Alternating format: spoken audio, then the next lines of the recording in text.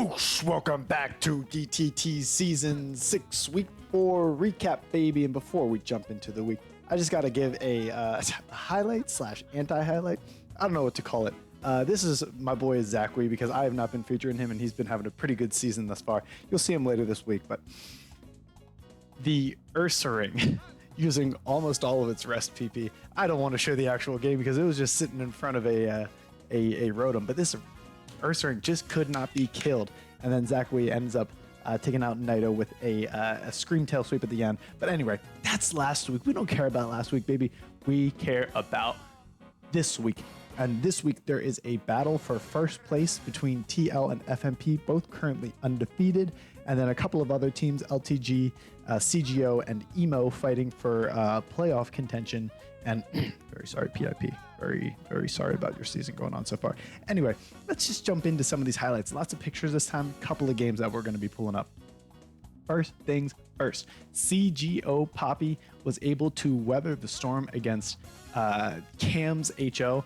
And as we see here, baby, big critical hit and a flinch on this, what's it called? This Crocodile. And then it popped its Selacberry, but guess what? The Jirachi, it was scarfed. So this Jirachi revenge kills a Dragonite locked into Outrage, and then crit flinches this dang Crocodile, and then dang. GG's. Cam can't catch a dang break this season.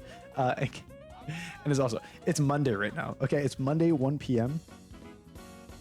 The first game of the next week has already been played. Cam and Circle have already played their week 5 game at like 11:45, like an hour after matchups have posted. So we're gonna have to catch that one next season. But apparently, man, Cam just cannot catch a break this entire season. But GG's to Poppy on that one.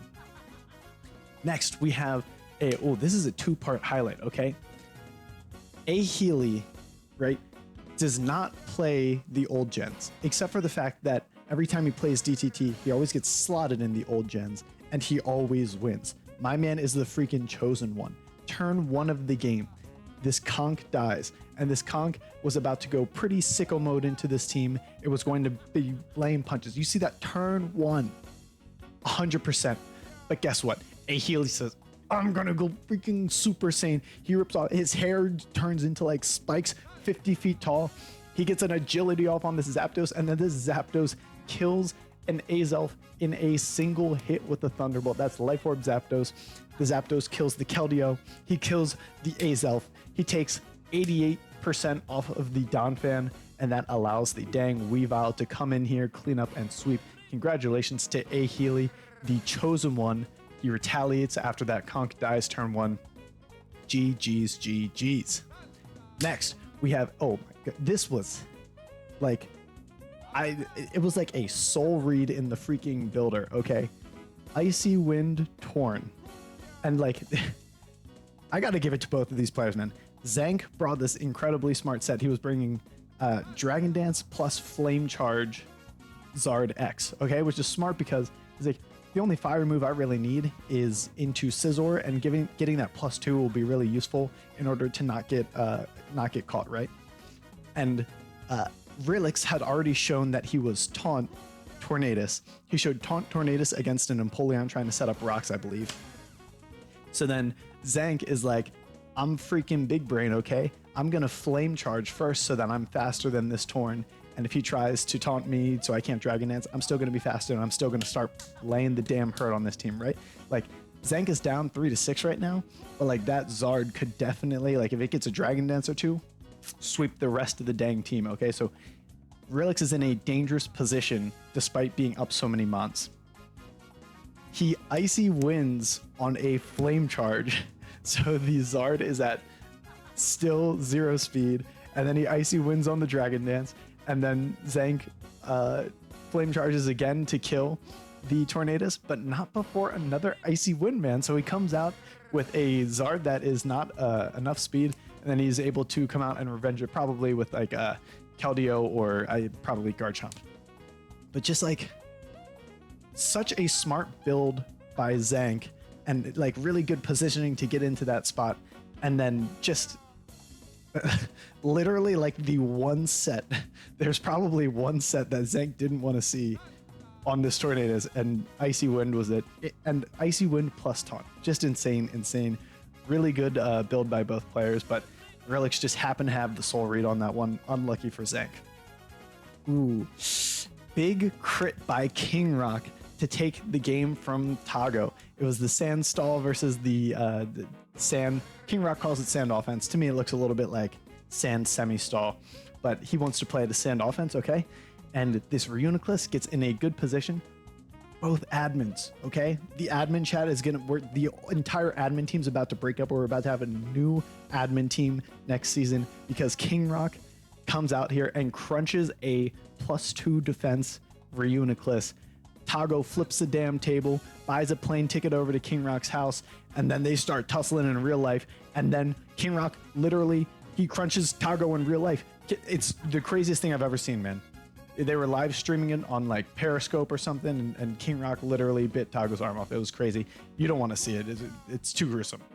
Anyways, congratulations to FMP taking that game, because that's a close one. This is the matchup for first place, right? And that's a big turnaround right there.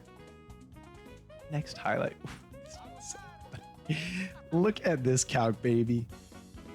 LTG Pez's Duraludon +6 defense, taking literally 6% from gouging fire flare blitz.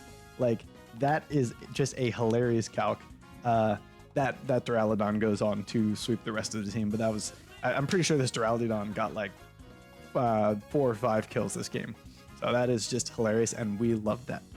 Anyways, back to the first, and when I say back, I mean to the first highlight that is going to take a switch of scenes. We have really, this probably could have been game of the week, but I just wanted to give a shout out to Zachary, because some of the moves this play, or some of the build sets in this game were really spicy.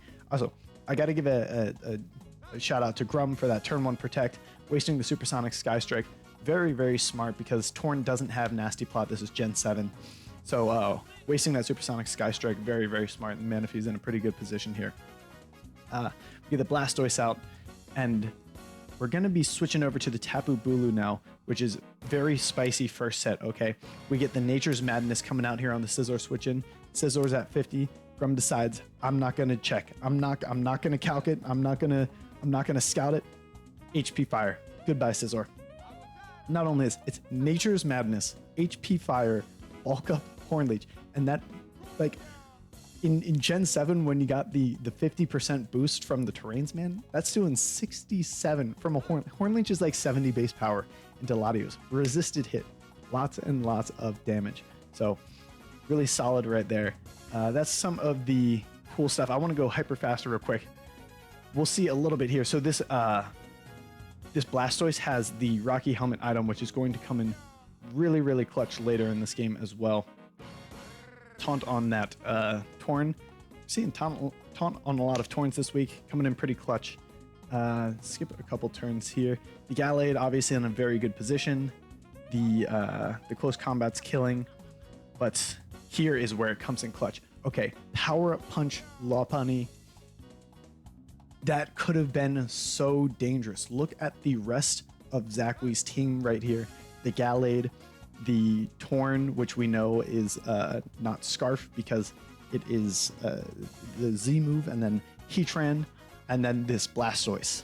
So Grum getting behind a sub with that Power Up Punch, it could have been game over right there if he got that +1, but the Rocky Helmet coming in so clutch to save his butt right there.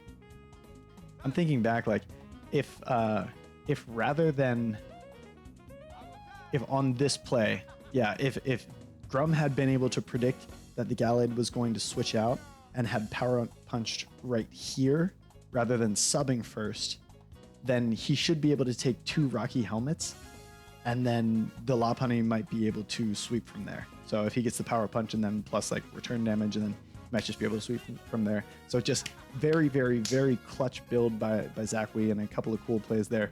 GG's to both of those boys.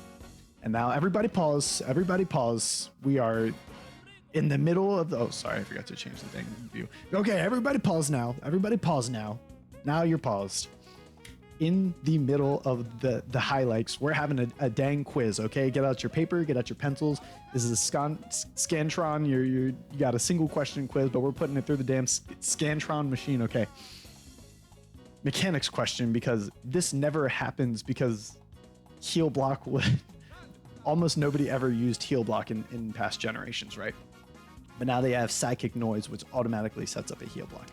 So if Leech Seed is already set up and then a heal block gets set up on the Mon that had used the Leech Seed or is benefiting from Leech Seed, let's say, what will happen? Okay, does the Leech Seed disappear? Does the Leech Seed work as normal? Does the Leech Seed C do damage, but it doesn't actually heal any health? Or D, does the Leech Seed not do damage, it doesn't heal health, but then like when the heal block ends or if the Mon switches out, then it will start working again. Okay? Everybody write down your answers. I don't want any cheaters. I don't want you to be able to erase your answer after you see what happens in this game, okay? Keep your eyes peeled. We get the Psychic Noise. The Leech Seed is already set up. Seed Flare doesn't matter. Leech Seed, bam, does damage, okay? Does damage, but it does not heal any health. Oh wait, did I forget to change the dang scene? I suck. Okay, shoot, I spoiled the answer. We'll watch it again. But if you said C, okay, look, C is the answer. Look at this. It does damage, but it does not heal any health to Shaman. If you had that on your scorecards, go ahead and submit a Venmo request to me for $100 because you win $100. You got it correct. But I'm not telling you what my Venmo is because I don't actually want you sending me that message. I'm not paying you. Pay yourself $100, but give yourself a pat on the back because you did a really good job. Next highlight.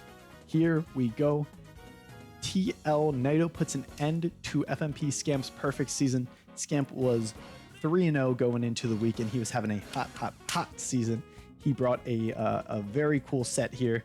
So this was Zap Cannon, and I think it's called Blunder Policy. I don't play the new gens as much, but the item that if you miss an attack, you get +2 speed. And TL Naito's perfectly EV'd Rotom here takes 46 from the Zap Cannon, goes down to 4%, is able to get the Pain Split back up, and then Scamp's next Zap Cannon misses, so then he gets the +2 speed. But from that point on, Naito's in a pretty good position where he can clean up with a Terapagos. His Terapagos was actually tricked a Choice Guard, and then he can use that super cool new normal move that's like Terra Star Blast Explosion, and that is able to sweep the rest of the team. So Scamp, still an incredible season, brother. You're still doing great, but Naito, congratulations for putting an end to it. Okay, this is for all the Little Cup players that were hating on... no spoilers. All the Little Cup Little Cup players that were hating on my opinion that Abra is broken and Abra is cracked, and they were all like, Abra's not even good, we don't even want to draft it. It almost went undrafted in one of these games. I want you to count this, baby. 6 kills for Abra in this game. Sylvestron's Abra. 6 kills, okay? Coming in here, getting some good damage on. You got your 1 resist, your 1 steel type, okay? Heads up play, bringing water absorb Chinchou. Ready? Ice punch. You think you're gonna live a Toad School attack? You think you're psychic? Bam, ice punch. Abra, 1 kill so far, okay? Snivy out here. We don't need Snivy. Snivy misses. Yada yada. Abra, get it out here. Bam. 2 kills. Kills the resist. He only needed to get in a single time, and then the next time the resist comes in, it's dead. Okay? Abra lives. 3 kills. Speed tie. Ready? Bam. Abra wins speed tie. 4 kills. 5 kills. Okay. Abra, 6 kills, baby. The Abra cannot be stopped. You have 1 single resist to it, and the 1 single resist can switch in like a single dang time to this Abra. It is broken, it is cracked as heck, and it is so strong. Little Cup Abra, goated mon, we love it. So powerful. On to the next. Okay, we have one more highlight, and then we're going to get into game of the week, and then we're going to get into a spicy playoff picture and a couple of other administrative items, okay?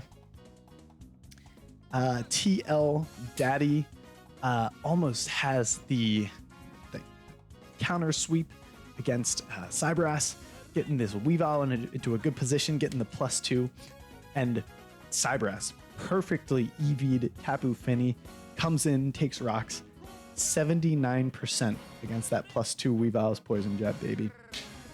That was either lucky break, like he didn't calc for it, perfect calcing and great job in the builder, or just great roll. So we love that farm. Congratulations, Cyber. Way to take it home against Daddy.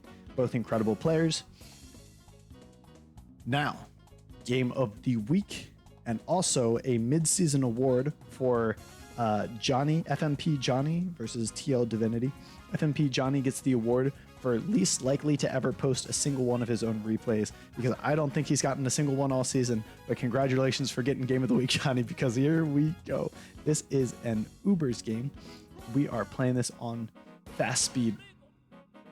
Something I don't know if I've chosen an Ubers game as game of the week quite yet, but this Ho-Oh has a pretty good matchup into the Sand team as we're looking at. And then obviously this Tinglu is a pivotal piece of the defensive core against whatever Dracozolt, you know, the little dragon boy who's gonna be hitting you with the bolt beaks.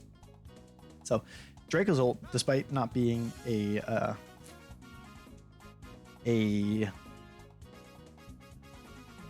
Ubersmon, is probably one of the most one of the scariest things into Divinity's team, because it can also Terra, it can Terra Electric, and then the Bolt Beak is going to do 100 million. And then if you have Electric Terrain up too from your own Tapu Koko, that can be tough. But Tapu Koko does dual resist his stab, so you have Tapu Koko and you have Tinglu as kind of your defensive core that you kind of need to have one to keep it in check, right? So they're trading blows. They both get rocks up. We get the Mega Latios in pretty strong with the new Luster Purge, I believe that was. Doesn't get the Spadef drop, and you get the Migirna in here. Migirna is pretty important for checking this Qian Pao, right? I can't remember the names of some of these new mons, but Johnny coming in with the big Mawile rock slide, but then wants to find his opening, wants to take that play rough damage. Even though it doesn't kill the Tinglu, it really sets up an end game with Dracozolt. So heads up play by Johnny there, and now the Dracozolt getting in here is able to knock it out with a low kick. Now Tapu Koko actually is, I believe it is Choice Scarfed, and I believe, I don't know if this is just in this game or if it's all the time, but Choice Scarf Tapu Koko can outspeed that Dracozolt, so he's forced out there.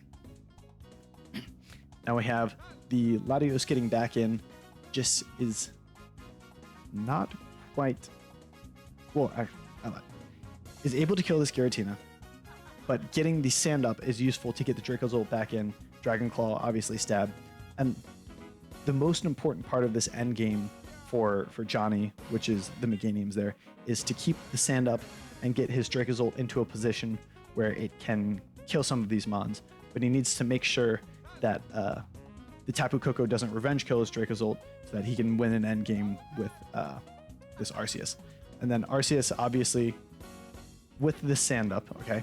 So this is Arceus Rock. The reason it's taking so little from those flash cannons is because it's a rock type with the 1.5 Spadef boost. Earlier in the season, I was talking about how much I like the idea of this Sand team, because Arceus just broken Mon, and then when you have Arceus Rock in the Sandstorm getting the Spadef boost, very, very difficult to kill. Lots and lots of power, and that the Sand being up during those flash cannons, I just want you to make note of that, like the HP that he's at now, because that is a significant factor in the end game that plays out here. So note that this Arceus only took 31% from flash cannon because the Sand is currently up and it gets the 1.5 Spadef boost. That's important in the end game. And then also right here, if Div had flash cannon there to get more chip on this Arceus, this could also play out differently as well, because he goes for the Calm Mind, assuming the Arceus is going to keep recover spamming, but Johnny makes a heads up play. Johnny makes that heads up play and starts earth powering the Magirna while Div starts calm mining. So kind of an unfortunate spot for Div. Smart play by Johnny, right? And puts himself into a really good position and has just the right amount of health that he can switch in his Hippowdon, get the sand up one more time so that he can try to win this end game. And he's got, a couple of turns to do it, because if this Dracozolt dies at an inopportune time, it needs to be in a position where like the Ogerpon is not able to come back in and kill this Arceus, right? So we get the back in, and he sacks the Ho-Oh because he wants to keep the Ogerpon to help kill the Arceus, and this Ho-Oh is not going to be any help versus Arceus Rock, right? So basically full health Ho-Oh, but that's the mon that he needs to sack. Then this is a very pivotal play. The Tapu Koko coming in, sets up the Electric Surge, goes for U-turn rather than Dazzling Gleam. If he had Dazzling Gleamed and the Arceus came in, Johnny would probably be in a very strong position. But you can't waste too many sand turns, because if you waste too many sand turns, then the Ogerpon can come back in and win the end game. So Johnny decides he doesn't want to waste the sand turns. He's going to stay in and go for an Arceus endgame, or just hope that the Tapu Koko doesn't kill him. So U-turn comes out, does not kill the Dracozolt, so that puts Div in a really hard spot, because now the Ogerpon's going to come out, and the Ogerpon, despite being +1, on the U-turn, he dies. So it's not that he underspeeds, it's just that he dies in general. So now Tapu Koko comes out, and he's able to Grass Knot, which will be super effective against this Arceus Rock, but 33%, because one, the Sandstorm is still up. So if the Magirna and the Tapu Koko had been hitting this Arceus with Flash Cannons and Grass Knots when the sand was not up, it would be a much better position for Div, right? So that's what I was saying before. Like, that health on Arceus was pivotal, and Johnny, and that was a very tight, very, very tight end game. It could have gone either way. It was very deep, and if you don't stop to think about like how deep it actually was, it was like you could just watch that game and let it pass by, but it was truly a very close back and forth and little toe-to-toe end game. So I really like that one. That's why that one was game of the week. And then the Judgment is able to finish off this Tapu Koko. So GG's to Div. Another significant thing about that one. Div was also the other undefeated player that was 3-0. And so he got knocked off. So I think Div and Scamp were the only two, and now nobody is 4-0 at the end of this week. Anyways, back to some more of the league administrative standing stuff, right? This was the final result of the week. I think we have our first 5-0 of the entire season. LTG, congratulations for 5-0ing PIP. And what's also funny is here is we have all three of the possible outcomes: a 2-3, a 1-4, and a 5-0. So FMP with that win over Team Liquidation with some really tight games, right? King Rock, Crits Tago, and then that Johnny endgame was pretty pivotal too. Those were, and then also the Daddy endgame where the Tapu Fini barely lives, right? Those were 3 games that were very, very close games, very pivotal. FMP comes out 4-1, so FMP clinches a playoff spot and goes on to 4-0. And then these are the final standings. Right now, there's one more week, and I will show the playoff picture in a second. But first, a shout out to some of these players who are at the top of the player standings. We still have a couple undefeated players, but they're not 4-0. They sat out 1 week. So Johnny, who just beat Div, is now undefeated. Zachary, who I showed earlier and had a great build today, and also showed at the beginning of last week, also undefeated. And then A. Healy, the old gens chosen one, who, like, admittedly, he's like, I don't know much about old gens, but he always comes in clutch. Also undefeated. Lots of 3-1 players up here. I think one, off the top of my head, I think there's one more 3-1. There might be a couple more, but there's at least one other 3-1 player. I believe Relix is also 3-1, but just didn't get make the cutoff because it was 10. So congratulations to these players. You're all having great seasons. Keep on doing well. And final slide. Okay, ready? This is the matchup for next week. I'm gonna move my camera up here so you can see the whole layout, right? Here's the deal. First things first, playoff berth is spelled B-E-R-T-H. Apparently it's not you're birthed into playoffs. It's a separate word that means you secured a spot, and it's spelled B-E-R-T-H. I might be stupid, but I just learned that, so if you're also today years old when you learn that, congratulations. But FMP has secured their playoff berth. But if they have a big loss and then Team Liquidation has a big win against CGO, then they might not have secured the bye. So TL, Team Liquidation, can still get the bye for playoffs with a couple of things. However, Team Liquidation could also still not make playoffs, possibly. They could be pushed out if they have a loss and then both Emo Flamigo and Lavender Town Gengars win. Team Liquidation, so Team Liquidation, like, if they win, they're secured a spot in playoffs. If they win big and FMP loses, then they have bye first week of playoffs. And if they lose and then two other teams win, it's possible that Team Liquidation does not even make playoffs. That's crazy. If LTG wins, I believe that their differential is high enough that LTG with a win should secure a playoff berth. If Emo Flamigo wins and Team Liquidation loses, or Lavender Town Gengars lose very big, then there's a possibility that Emo Flamigo can still make playoffs. And even Chicago Outlaws have a small chance to win. They need Chicago Outlaws needs to win, and then Lavender Town Gengars and Emo Flamigo, I believe, also both need to lose by large margins, and then Chicago Outlaws might be able to sneak in. But somebody might have to check me on that, because that's kind of a longer shot one. And then, very sorry to Pony Island Pelipper fans. They are not going to make playoffs this season. It was a bit of a rough week. But that is the wrap up. This is kind of a long one this week, even though we had lots of pictures. So I appreciate you sticking through to the end. I will see you all for week 5 wrap up, and then playoffs. Get out of my face.